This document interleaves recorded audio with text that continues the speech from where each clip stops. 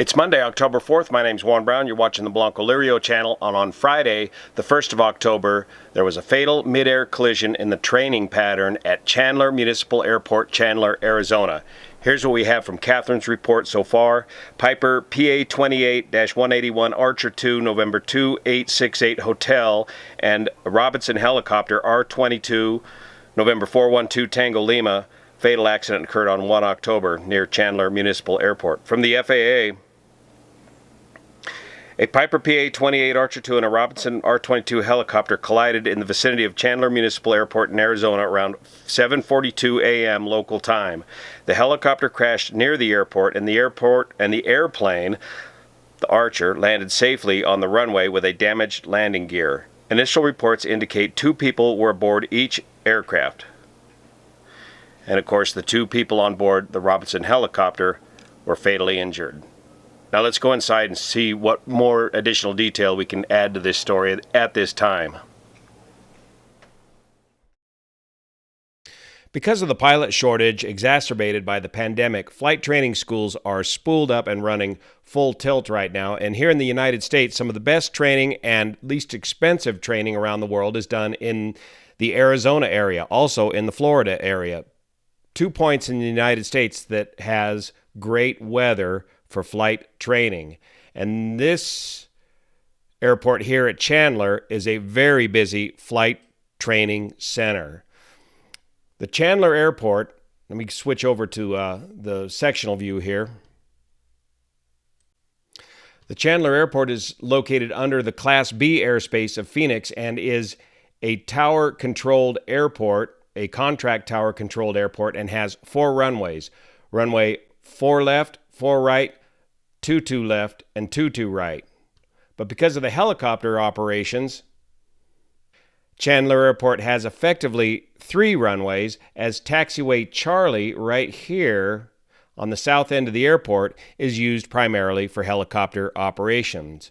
Quantum Helicopters is located right here on this corner end of the field, and they fly what's known as a Charlie pattern, a Charlie helicopter pattern here at the Chandler Airport, effectively making for 3 runways.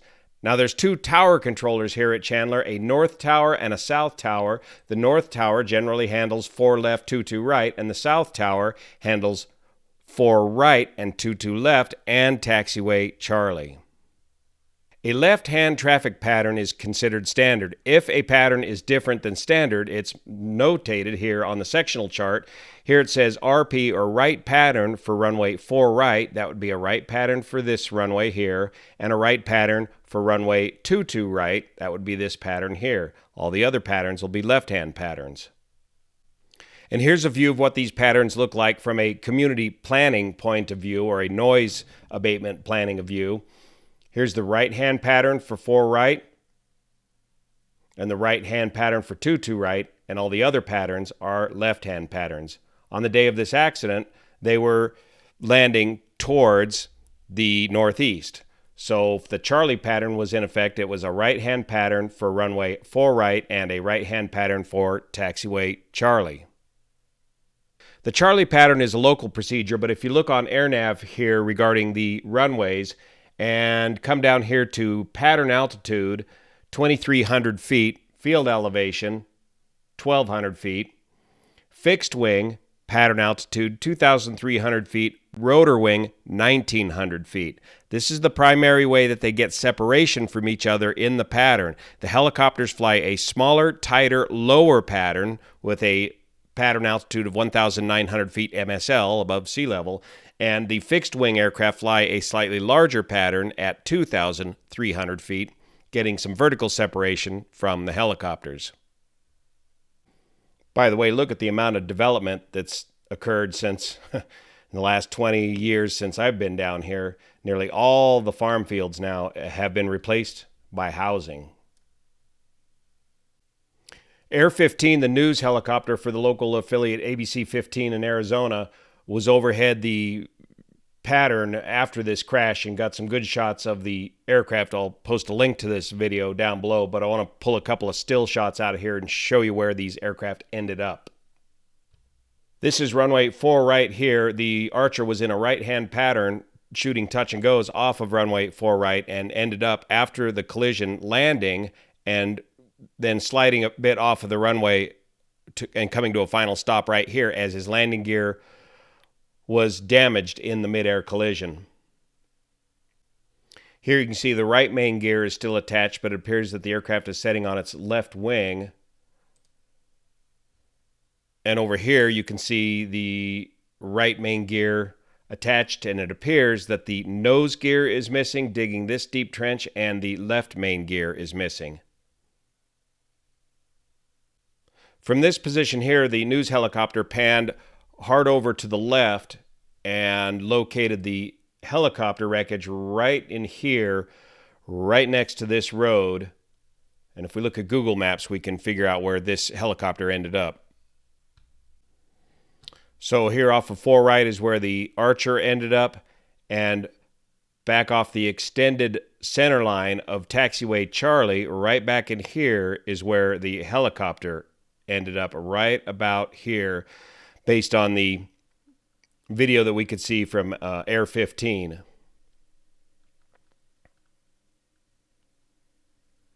Now, if we look at the preliminary ADS-B return data from both of these aircraft, this is the helicopter 412 Tango Lima, flying your standard Charlie pattern, 1,700, 1,800 feet.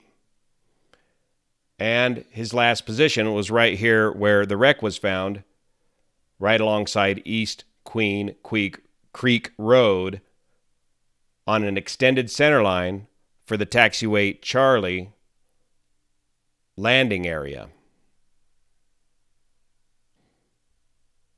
Now, if we look at the radar return data for 2868 Hotel, the Archer, it looks like he started out in the left-hand pattern on runway 4 left and then transitioned over to the right-hand pattern for 4 right, again switching from the north tower to the south tower, and did a whole bunch of touch and goes here in the right pattern. And they do this is common practice. They work it out with the helicopter operations to do these patterns. But then the last pattern here, 739 or so local, shows that he made a very short pattern, which put him in direct conflict with the helicopter at the same place, at the same location, at the same time. So it appears to me that there was a momentary loss of situational awareness by somebody in the traffic pattern here at Chandler. We do not have the voice recording transcripts from the tower at this time. If you go over to Live ATC, you can they've captured the South Tower audio, but it's such poor quality audio that I can't make heads or tails of it at this time. We'll have to get the written transcript from the tower and the pilots to find out what had happened. But apparently, both aircraft were cleared to land. We don't know whether this aircraft was cleared to do a short pattern, but regardless, that short pattern put the Archer right over the top of the helicopter, shearing off the landing gear of the Archer as it went through the rotor blades of the R-22 helicopter, dropping the R-22 helicopter straight out of the sky.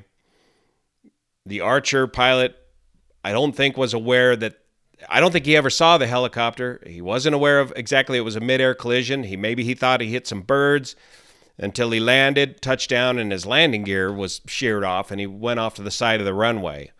So there appears to be a momentary loss of situational awareness in the pattern at Chandler at the time of this accident.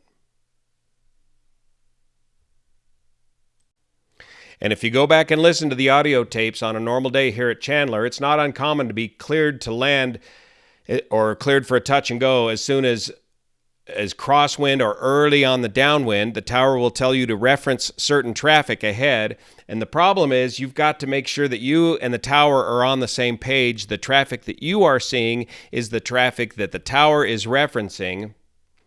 It's also a very busy pattern with flight instruction going on at the same time. So these instructors have a lot on their plate, keeping all these aircraft lined up, keeping the entire situational awareness of the entire pattern, where everybody is in the pattern as well as conducting instruction with your student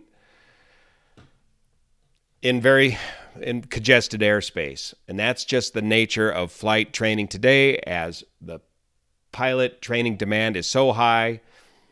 The flight schools are running full steam ahead.